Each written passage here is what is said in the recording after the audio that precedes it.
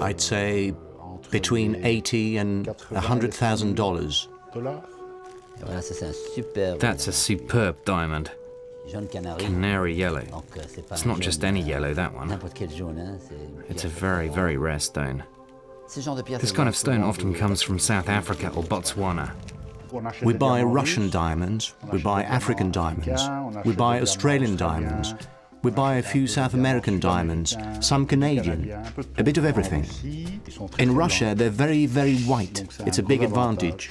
When they're white, they're very white. The yellow ones usually lose value, but with an intense yellow, they can be more valuable than the white ones. Value of around $80,000 to $100,000 per carat. So if you have a stone of 28 carats, that makes about $1,800,000. So we should try not to drop it. Right. The slightest chip would be very expensive.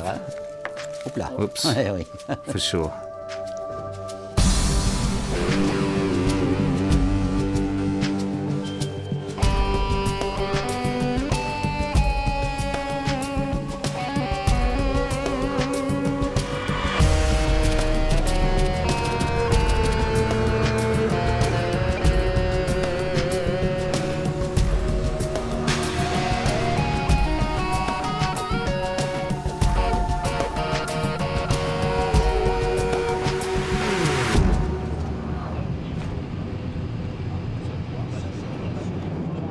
Someone said to me, "You want to see the world of diamonds? Go to Antwerp. You'll see diamond globalization." Antwerp is today the world's diamond capital. 70% of the planet's rough diamonds, $12 billion.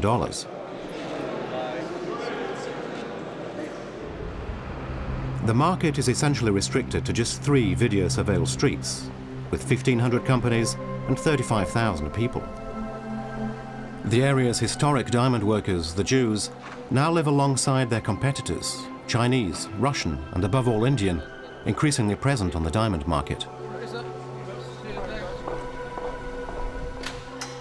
Wars in Africa have seriously tarnished diamond's reputation and led to various international certification procedures.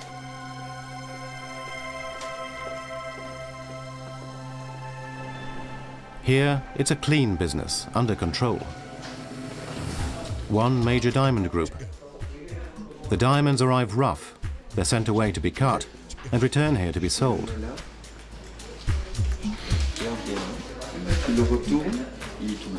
Robbie runs the group with his brothers. He specializes in small stones, the mainstay of the market. My father died in '69. He had 4 children, 4 boys, and all 4 have gone into diamonds.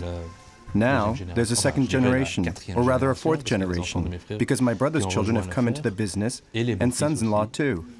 It's really a family affair. In the early 1950s, the family was in Beirut, on the trade route of diamonds sent by Lebanese traders in Africa. Robbie's father bought some and sold them in Antwerp. That's how the business began. But life for Jews in an Arab country was untenable. In 1958, the family settled in Antwerp. Robbie was just 2 years old. We were really traders, as they say. Merchants, Phoenicians, a bit Lebanese. We were trading in the buying and selling of cut diamonds. We weren't manufacturing, we got supplies from other manufacturers, either in Antwerp or in Israel.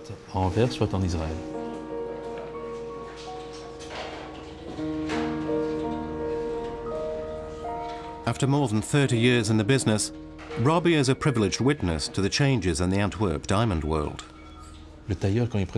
When a cutter looked at a rough stone, he used his own intuition and experience. But today there are these 3-dimensional machines that tell you everything. It's much more technical today. There are still about 150 or 200 cutters, I would say. Back then there were many more. They talked about 3,000 to 5,000 cutters outside Antwerp in the Campine region, as it's called, the Campine. Thanks to their cutting-edge technology, certain companies have resisted the trend to delocalize the diamond cutting to countries where labor is cheap. But they deal essentially in large stones where the cost of manpower is of little importance.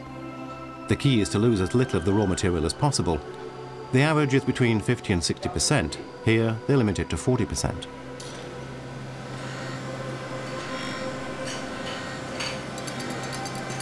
With ultra-fast, vibration-free polishing machines and laser cutting devices, the science is an art, or vice versa.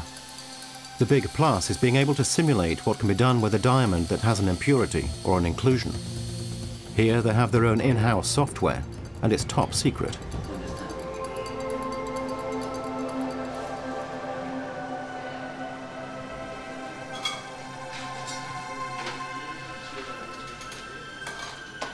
A girl's best friend, sang Marilyn, are diamonds, but not necessarily a big rock.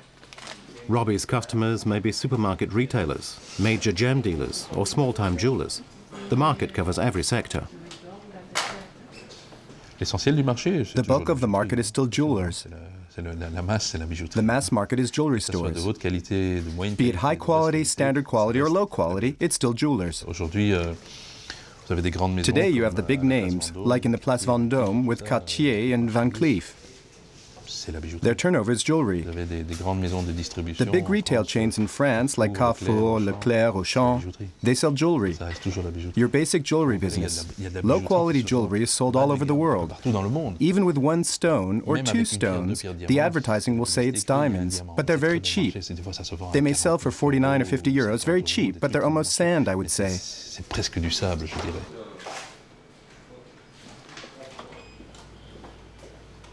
When they buy rough diamonds here, they're not for manufacturing common or garden jewelry, they're for reselling. A new shipment has just arrived.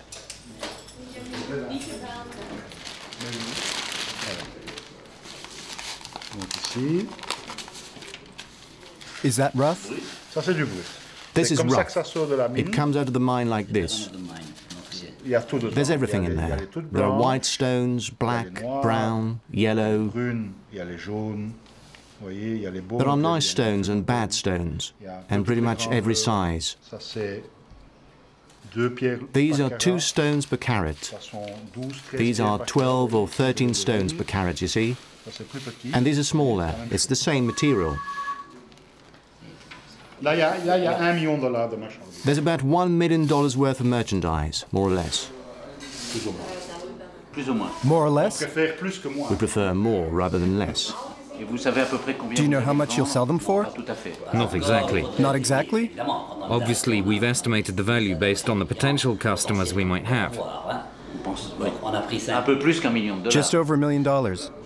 Of course, we sell them for more than $1 million. We're not doing this just because we like the mine owner's face. I've left a stone there. Finders keepers.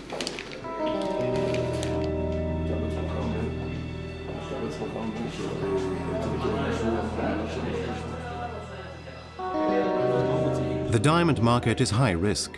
The merchandise is expensive and it's very closely scrutinized. Today the buyers are Hasidic Jews and Indians from Surat, the world's cutting capital. Now markets go down and you are talking at the same price. You understand? If I send you now for this price, I cannot replace again. But so I will send you one time, and then just to get a good price, I can give you. But if my client buys this price, they cannot come again to you also. No problem. I buy everything. I don't say I buy 1, 2 parcels. But how much you see everything? I see. I'm asking you 80. Where are you?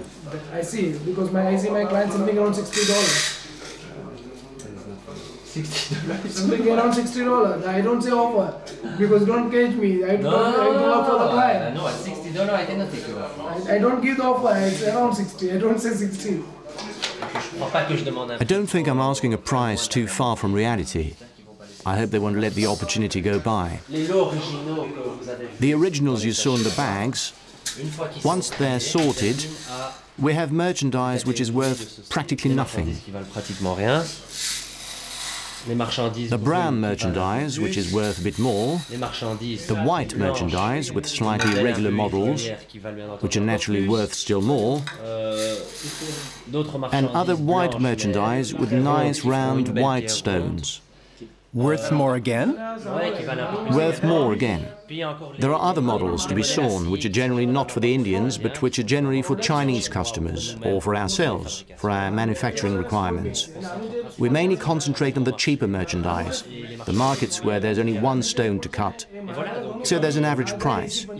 This is merchandise which isn't worth more than $10, and this is merchandise that can reach $150. So we present an average price. We might offer the stones at $150. After that, we see if they reach that price or not.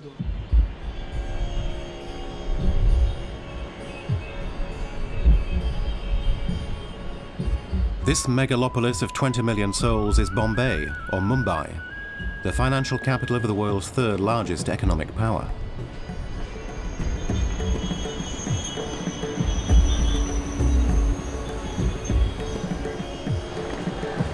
In these suitcases, diamonds arrive from around the world. India has today cornered the cutting market, dealing with more than 3/4 of all diamonds. The cutting takes place in Surat further north, but the business center is here in Mumbai. Here it's only trading. All the shipments of rough diamonds come from Belgium or Africa or Russia, wherever. They come here, they're processed here, and then shipped everything to Surat for manufacturing. And then everything from Surat is shipped again to Bombay and then processed here, either sold to the local markets or re-exported to overseas markets, you know. But all the international clients that come to India for diamonds, they come here. Everybody who lands, wants to buy a diamond, they will have to come here. Bablu runs the Tashi office in Mumbai, a sales center and an observatory of a changing market. He's 41 years old and has been in the diamond trade since he was a boy. My father, he moved me and my brother to Bombay to learn diamonds. And then my brother moved to America to open an office for us, sales office for my family. I did not study so much. I mean, you know, I came at the age of 15. I started to work with my father, with my uncle over here. So, and then I stayed here for a few years, and I went to America with my brother. And then from America, I went to Hong Kong, then I stayed in Bangkok, and I stayed in Belgium. In Belgium, I stayed for 14 years. Like in Antwerp, the diamond merchants are gathered in one neighborhood. Like in Antwerp, or almost. These are all small traders or brokers or people who are dealing with the goods. This is all full of those people.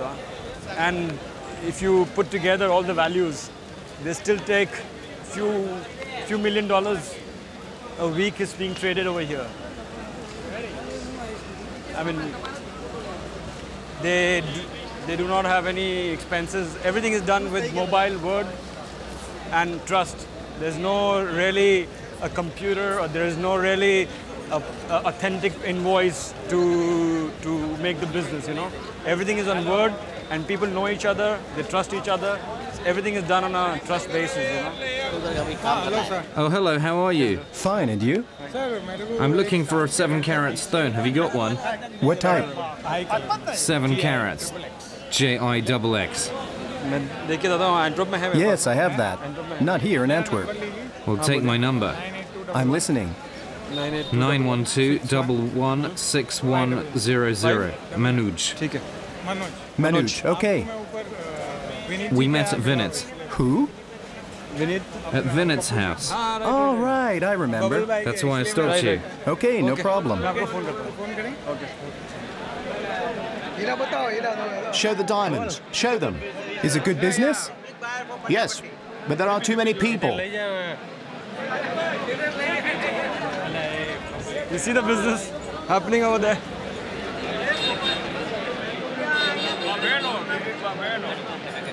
Business is done in the street and preparation in the office. Although the term office is relative.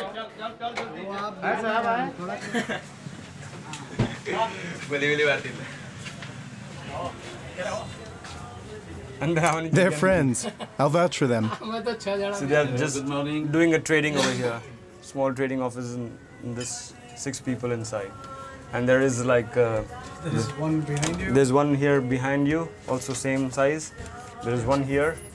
There is one here on this side, and there's one on that side. So in this space, there are six of them. This small place, it's $500 a month. I am broker. Okay. Yeah. And you buy? Not, only brokerage. It means? Someone buy and someone sell. I am only commission. Take commission. Do you think they have a good business? They survive. They live far away. They make their monthly expenses. They grow up their children. They have a decent family, a decent job. You know, this kind of a small office, he can make at least $100,000 a month business, total turnover. So over there, even if he makes $2,000-3,000 a month, it's good enough, good money for him, you know. To live here in India for the standard, it's okay. $2,000 a month also is a lot of money. I still love this business. You get to deal with elite and the masses, you know, a very wide combination where not many businesses are involved in both directions, you know, from the top level to the bottom.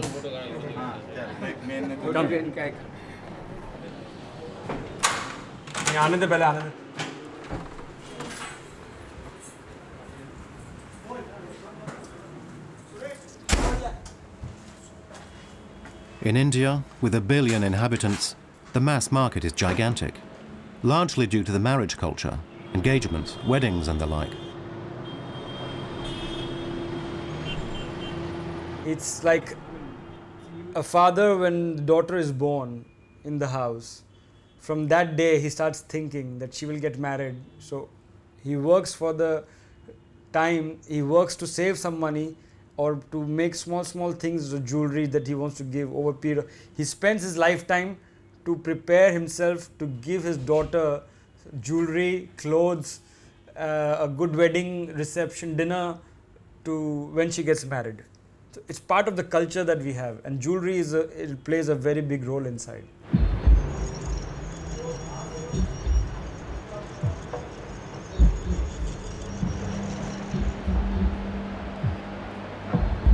It's dawn at Mumbai Central Station, the beginning of the monsoon season, and families have come to take shelter. With Bablu back at work, my guide now is his cousin Mehul, aged 25, like a fish in water in the diamond business. He too started at an early age. Trained in situ, he finally joined his brother, for whom he is now acting as sales manager. In Mumbai, as in Antwerp, the family is important.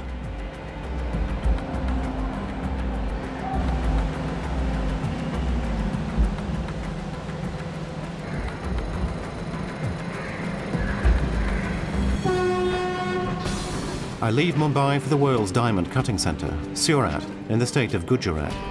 Why here? Labour is abundant and cheap, and the local government has favoured the business through various measures.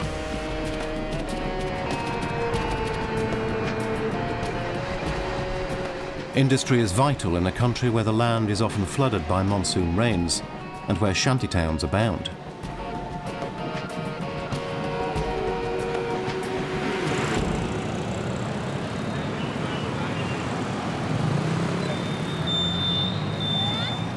Unbelievable as it sounds, there are 2,000 diamond cutting works in Surat. This is one of them, and here's the managing director.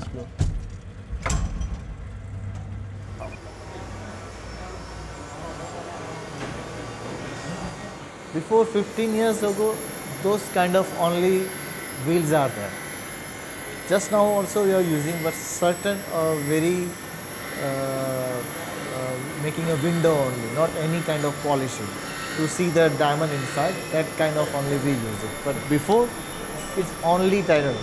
Then the second generation is this wheel, and now the third generation is here.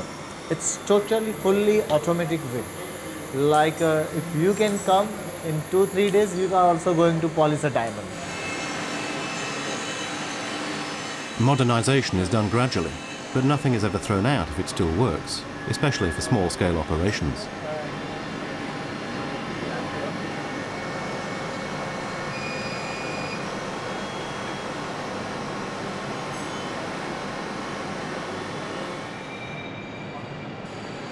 I next visit one of Surat's more modern cutting works. It's clean and air-conditioned. Workers' overalls are replaced by an executive look. The atmosphere is American, and computers are everywhere.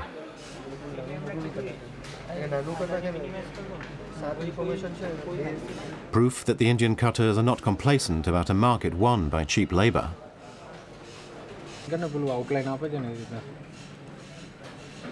Technology is also used for quality control. I'm shown a diamond that has come back from a cutter.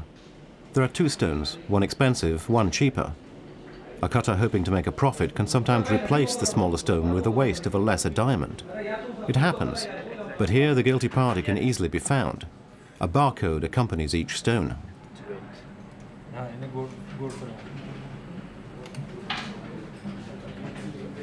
But according to Rahul, the manager of Venus, such ploys are really not worth it. If any one of them steals a diamond, instantly, almost instantly in the industry there's going to be news. So, okay, you know, Mr. So-and-so, he was caught stealing a diamond from this factory. So all the diamond manufacturers around, they will come to know of it, and this guy can never get a job in the diamond company again. So that is too big a risk to steal such a small stone. He adds that people are well paid here, which limits temptations. $800 to $1,000 a month, more than twice the average. I'd like to believe him, but what about the cheap labor that has led to considerable offshoring? In the heart of the world's third largest economy, diamond cutting is not their only ambition. We've had this discussion a lot of times with our boss, and he has this dream to see Surat becoming the largest trading center also, along with being the largest manufacturing center of diamonds. So yes, definitely we are looking at Surat becoming the next Antwerp or London probably, who knows. But the reality of Surat is far removed from the antiseptic world of Venus and its dreams of dominance. Witness the switch market. It is here, Mehul tells me, that one can find the cheapest diamonds in the world. Can I see those?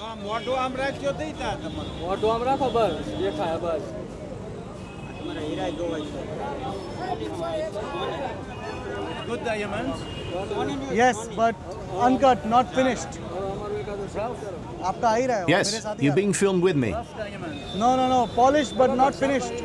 Incomplete. Because it is the...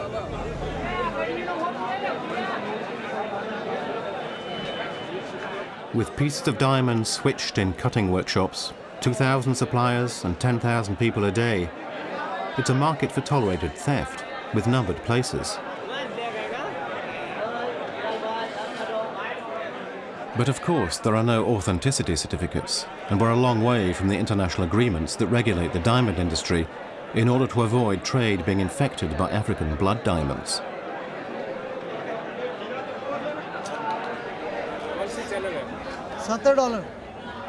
$70, is that it? It's top quality. $70. He is selling them for $70. 77. Hang on, I'll calculate it. On a basis of 45, that makes 77. Come on, name your price. What are you offering? Mehul doesn't buy anything, and not because of the absence of certificates. If you don't personally know the seller here, you know nothing. But he's seen what he wants, and his contacts in Surat will deal with it.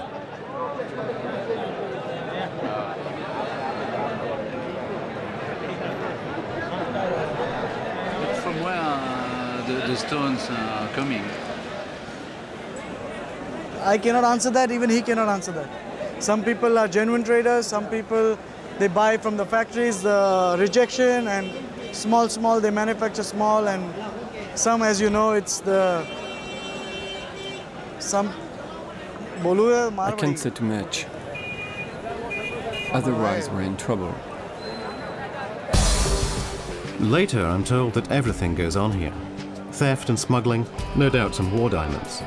Everything that defies official trade practices. This man works in a whole other world. Every month, he visits De Beers in London for a site. The syndicate, what we call the syndicate, which is in fact De Beers, and we call them the syndicate because they controlled 80% of worldwide production. They're going to present the merchandise they want to sell to us. And so, we're going to see what's been selected this month, and what the prices are like, if it's worth buying or not.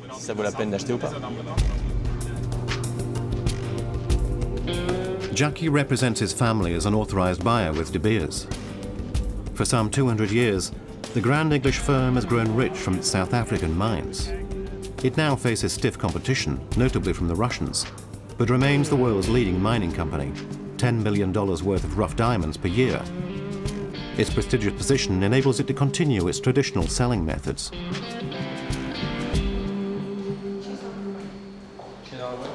De Beers London is still the inner sanctum of the world's diamond trade. Not everyone can become a buyer here. Personal relations were previously vital here, but today De Beers has become the diamond trade company, and candidates are selected on merit. There were 150 before, today barely 80.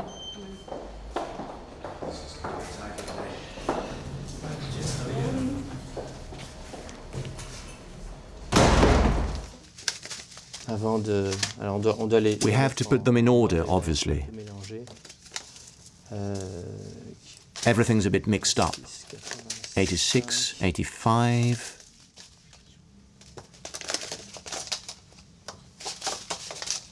There. So we have the whole range, in fact, from small ones to bigger stones. It's not going to stop, obviously. That'll be South Africa. Hello? Yes, Ilan. Fine. Are you already at the site? The sites, or site sales, are not only held in London. The family is authorized by De Beers to buy in South Africa, Namibia and Botswana. As the sites take place simultaneously, they need to coordinate their purchases. No, they were a bit under 1,700. Yes, below 1,700. They've gone up to 1,732. Okay, well, get at least half a box full and then concentrate on the 5 to 10s and the 10 to 15s. A site sale involves a whole day of examining diamonds. By evaluating what potential a certain diamond can offer, one can estimate a sale price, and therefore the price to pay to buy it.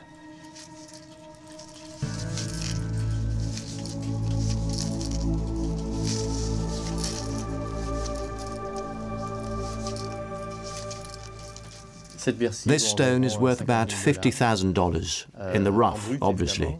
And it'll give 2 stones, which we'd hope to sell together for more than $50,000. If we look at this lot here, the big stones that are here, that's $1 million. A collection worth $1 million. And we have to decide if we invest in that or not.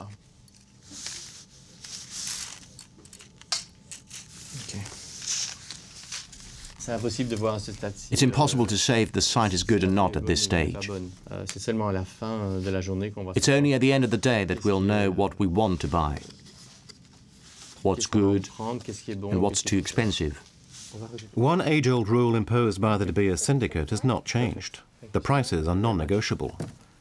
But in recent years, the system has become more flexible.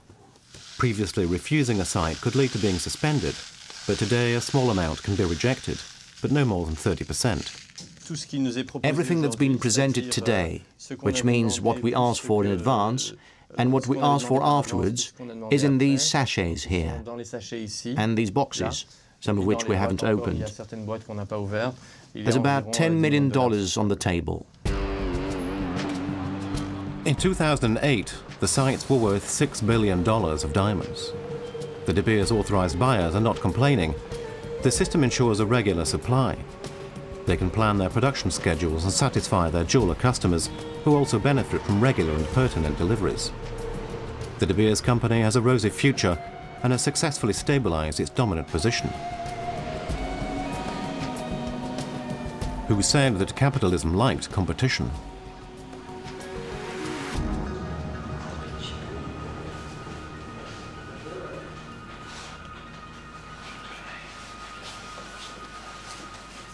The supply of rough diamonds is the key. Even during times of crisis, the intermediaries need to replenish their stocks. And keeping the cutting works supplied and able to keep ticking over is the vocation of this office in Antwerp.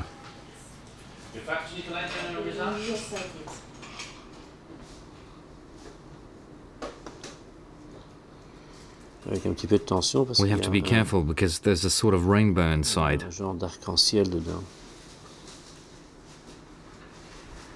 Which could complicate things? If there's tension in the stone, it can split during the cutting.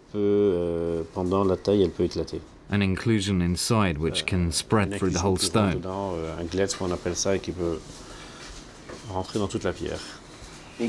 And what happens when a stone splits? We cry. There's nothing to be done. You can make two stones? If it's possible, yes, but generally the stone's almost worthless. There can't be many broken stones. Raymond's turnover here is some $200 million. He too is an authorized De Beers buyer, a site holder. Raymond is in charge of the Antwerp office of Cristal, a huge diamond cutting concern based in Smolensk in Russia.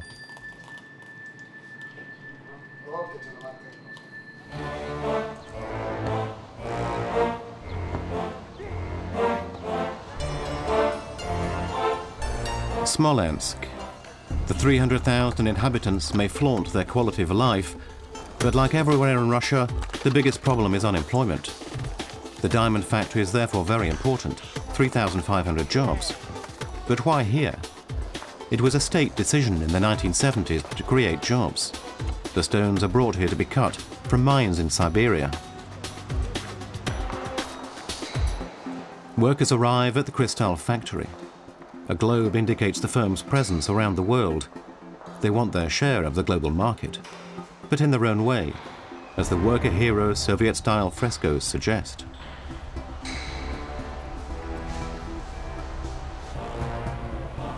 Cristal is just a dream. It's very prestigious, it's very interesting. I'm lucky. Some families, and mother and father and their children, working here for a long time. It's very interesting. Alla is 24. She works on the internal magazine for this archetypal Russian factory, a marriage of heavy machinery and working-class aristocracy.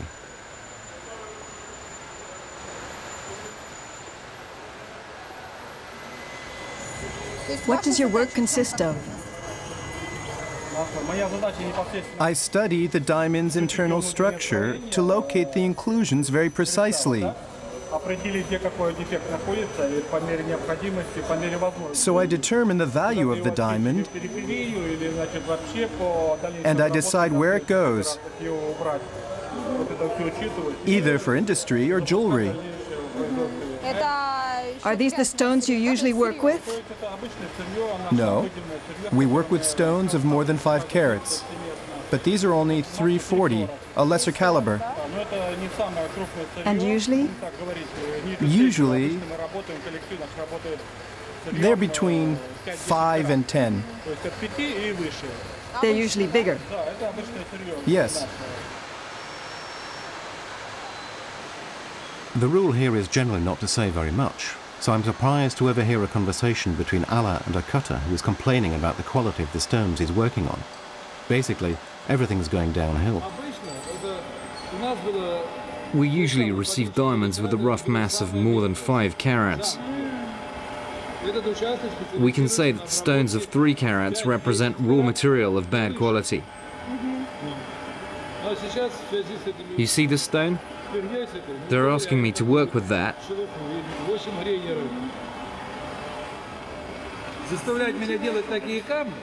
To make a comparison, it's as if we were transporting a little 10-kilo package on a huge tractor for 100 kilometers.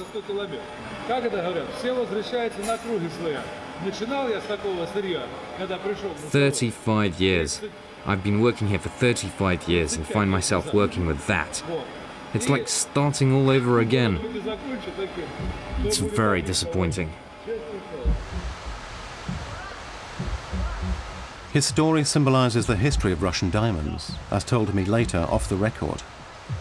Previously, a state mining company supplied Cristal with high-quality diamonds. The interests of the seller and the buyer being different, relations between Cristal and Alrosa, the mining conglomerate, became strained. Even worse, in order not to lower its prices, like its competitors, Alrosa prefers selling its production to the Russian Finance Ministry.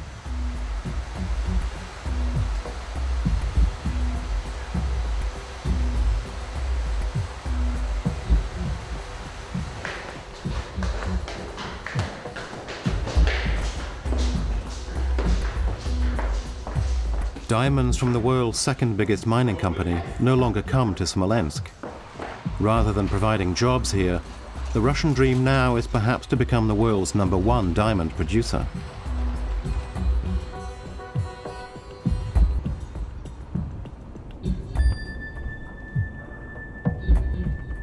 We head for the headquarters of Alrosa, the state diamond company which extracts 20% of the world's diamonds, worth $6 billion every year.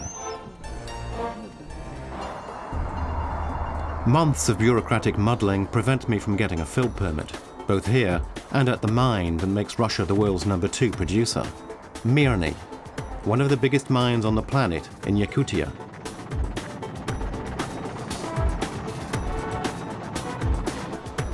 The crisis here has led to social unrest and the creation of a miners' union. Its leader was arrested and imprisoned for a clearly imaginary drug offense. The Russian authorities still refuse to open the doors here.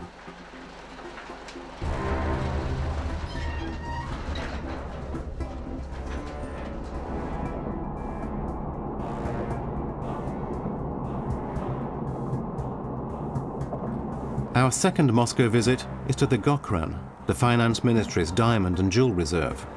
Here too, it's forbidden to film. Here lie the stocks that the state continues to buy from Alrosa. $3 billion, $6 billion or more, waiting no doubt for prices to rise before being put on the market.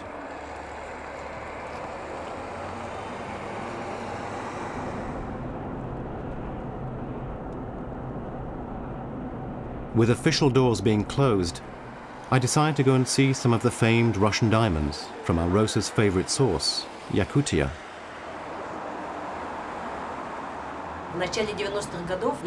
During the 90s, I was vice president of the company that set up Diamond Cutting Works.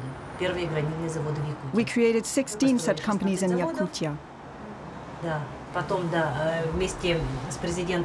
After that, I went to work in Moscow with the president of Alrosa. It was at that time that I set up my own business.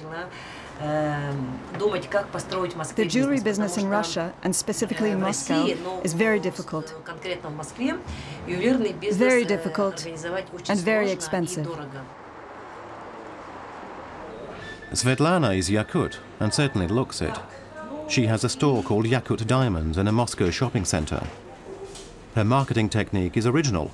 Customers choose the diamond and the jewelry it will be set in separately.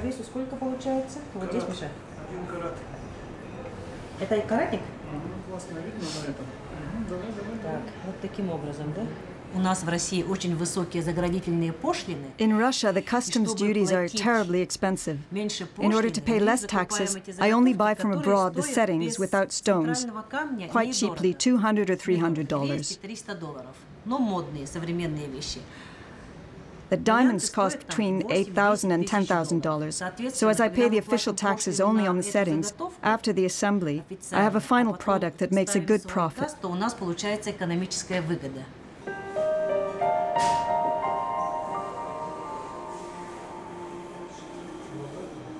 With her Yakut roots and networks on one hand, and good relations with Alrosa on the other, she was an executive there, Svetlana is doing quite nicely in a business burdened by taxes and complex regulations.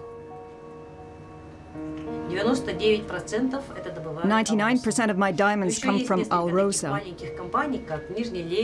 There are other small companies like Nizhny Lenskoye or Norbay Roz, but they produce only very small quantities. Alrosa is a monster. Svetlana deals in Yakut diamonds in her own way. She knows people and gets her suppliers at the source, negotiating prices. The Russian state make no attempt to favor a domestic market, but seeks to sell rough diamonds on the international market, preferably speculating on rising prices.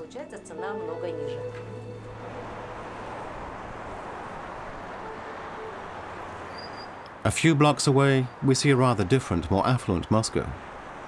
This former state store from Soviet days has been revamped and now belongs to a chain of jewelry shops. The managing director is Sergei, 50-something, with a degree in international law and economy.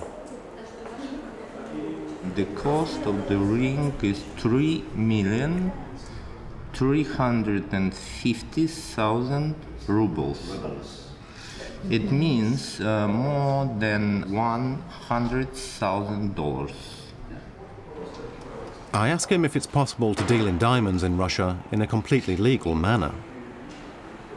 If you don't import anything, it is possible. It is possible. I don't import anything because I know. But if you import, it's almost. You listen to that. I think so. I think so. Maybe I'm wrong. Maybe I'm wrong. But the system is not transparent. That evening, I'm told about the Altin affair, a well-known chain of jewelers which was offering considerable discounts.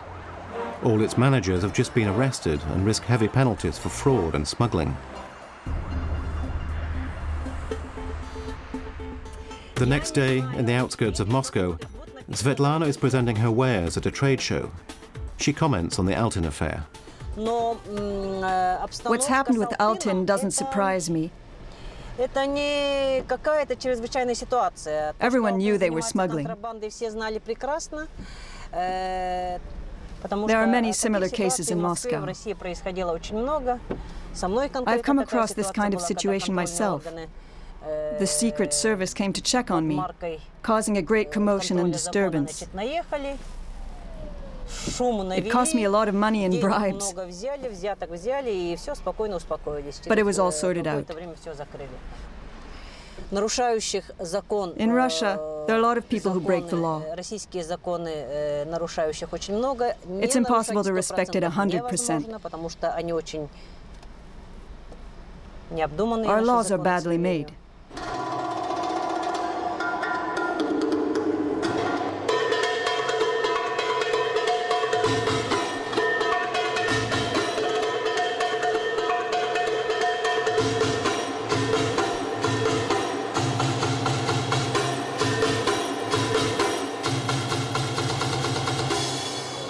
Do you have any silver jewelry? Yes, with tigers. Tigers here. Oh, what is it? Next year is the year of the tiger, madam. So it's very important to have jewelry with tigers. There are brooches and bracelets.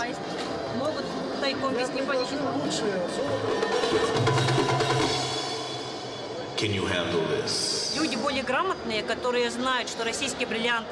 Connoisseurs know that Yakut diamonds are the best, and all Russian diamonds come from Yakutia.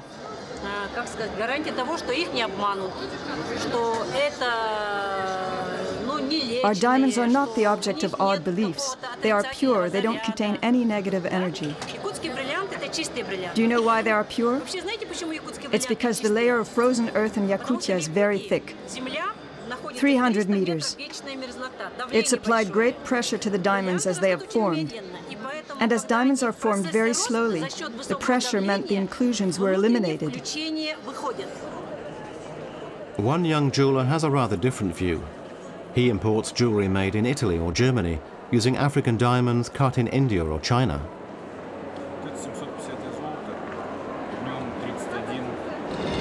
We had perfect diamonds, but in time of Soviet Union, and now the Russia tried to maintain they maintain this opinion about the Russian diamonds.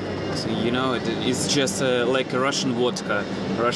Well, the Finland vodka is also not worse than Russian, but that it's the stereotype of the people that the Russian vodka is the best vodka in the world.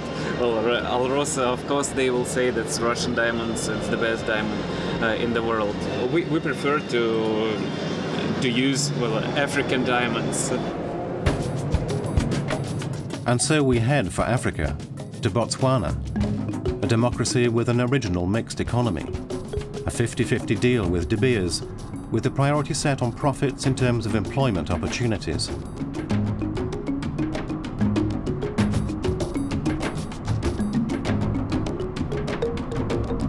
"200 kilometers and soon a clean diamond mine, far removed from the world of blood diamonds.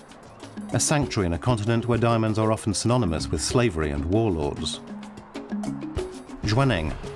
My quest for the source is almost over. I'm about to discover the world's biggest open-cast mine. It represents 10% of the world's diamond production, 50% of Botswana's, almost 80 kilos of diamonds a day.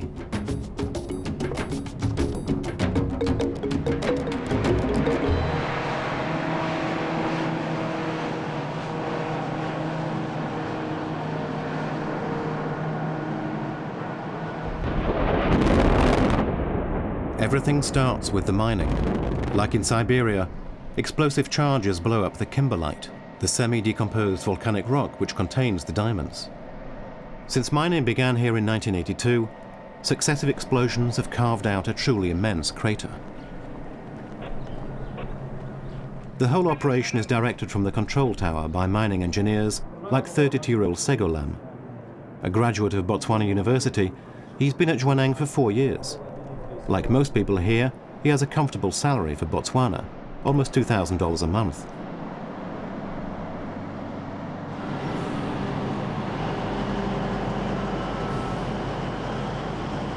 Down below is the kimberlite.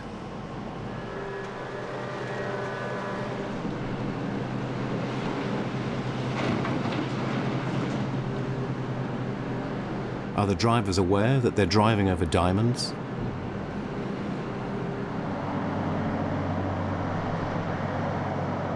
The trucks dump their loads. The crushing is the first step in the process of separating the diamonds from the kimberlite.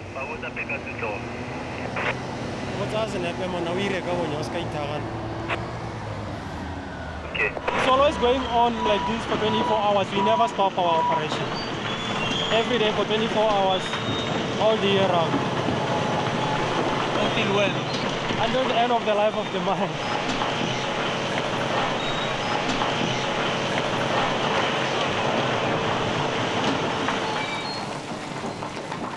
De Beers have always worked in a highly intensive fashion.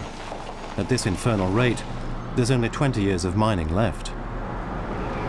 It's very, very important to continue finding diamonds if possible. Currently, we are planning to go deeper and expand the pit in order to carry our mining throughout the next maybe 10 years. Then that's when we can think of going underground if we need to go underground.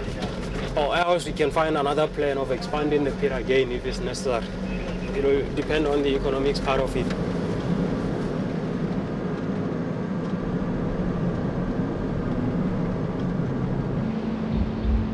Further along, it's as if a huge factory is operating by itself. The 3,000 mine employees barely meet one another. They work shifts round the clock, and the treatment network covers tens of kilometers.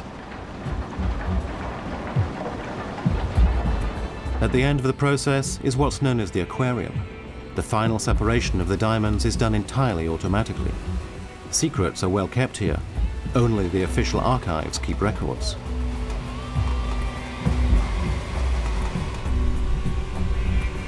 Like a pipeline running through a desert, a conveyor belt carries away the waste. The crushed rubble shines, and I ask George, the process engineer, if I might find diamonds among the kimberlite dust and dirt. Diamond should be captured or should be recovered in the DMS plant, and whatever comes here should be free of diamonds. or is free of diamonds, actually. But yeah. If I go there, maybe if I am lucky, I will find a small diamond. No? If you are lucky. Yeah, well, if you are so lucky that when a diamond was missed in the DMS and by chance you are standing there and you pick it, yeah. But it will be 1 in a million time. It wouldn't. It's not something that really you would expect to happen. It's not. It shouldn't happen that way anyway. Because, well, in the DMS we've got so many other systems that tries to make sure that we don't lose diamonds. Yeah. If there are diamonds as a metallurgist, I lose my job because diamonds should not come here. Yeah.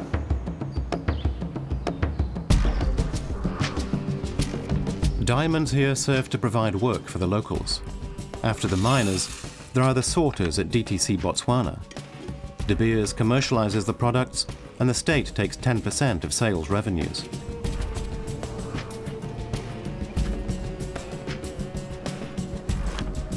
Diamonds represent 35% of the country's GDP and 70% of its currency reserves. But there is no market here. Botswana's diamonds are not destined for its inhabitants. They're heading elsewhere.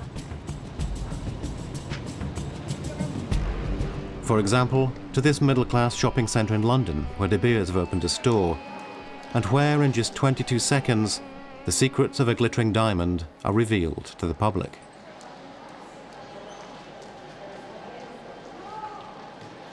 Diamonds are becoming an economy like any other, but it's perhaps the end of a dream.